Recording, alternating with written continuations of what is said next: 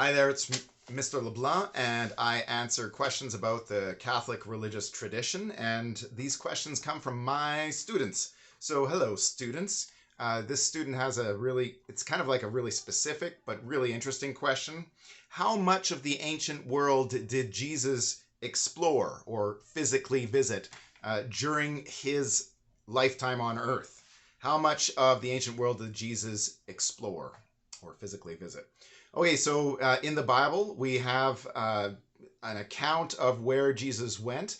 I would say, for the most part, Jesus did not, we don't have any evidence whatsoever, any solid evidence that he left anywhere that too far from what would be considered the Holy Land today.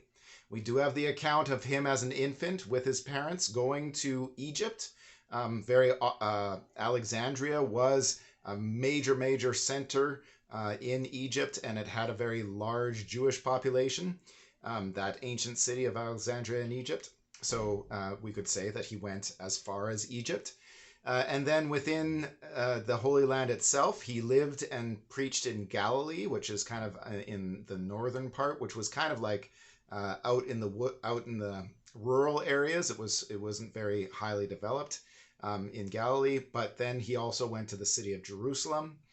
There's also accounts in the Bible that he went to other cities that were more cosmopolitan. So they weren't just Jewish, but they would be Gentile cities, cities like Caesarea, Decapolis, other cities kind of in the region that were, that ordinary Jews would venture to maybe on a business trip within walking distance. Okay, so it wasn't a lot of globe trotting. That's what I would say, is that in the Bible and in reputable historical evidence, there's no evidence that Jesus went too far from the temple in Jerusalem.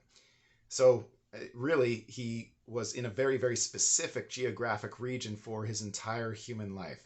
And so we just need to ponder that. It's like, well, what is that saying about God? That he didn't go all over the world. He came to the Jewish nation, and he spoke and preached to Jews specifically, and all of his first devoted and committed followers were Jewish.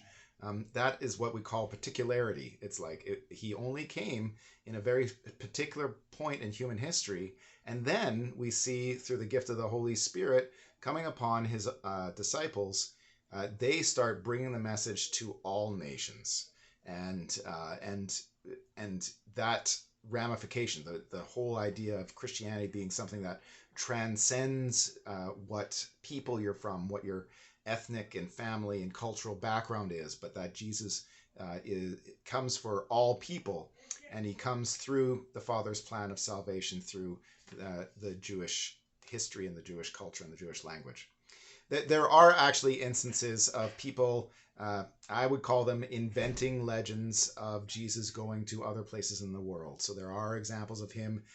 Some people claim that he went to Spain and he actually had a family there.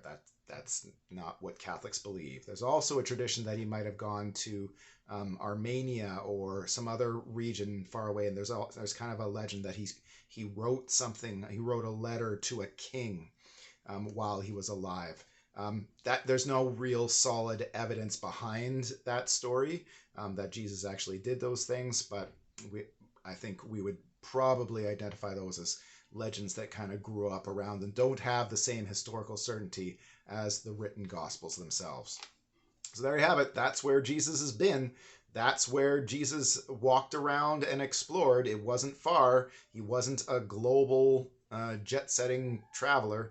He stayed very local, and he spoke to his people in his language and his culture, and through that experience gave them the power to speak to all nations.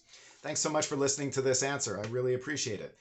You can definitely, please, type a comment below of what you know or what you think or what you question about Jesus. I'd love to see those. And we'll see you in the next lesson again. Thanks for watching, and God bless you.